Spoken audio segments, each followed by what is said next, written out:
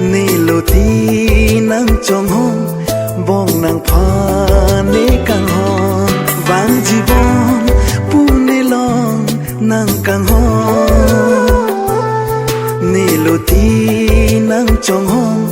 bong nang pha nang kar jong ki nilong si kai ki ta do bong bon ta nang ki nilong ki nang sing be bon di kang ho vang jibon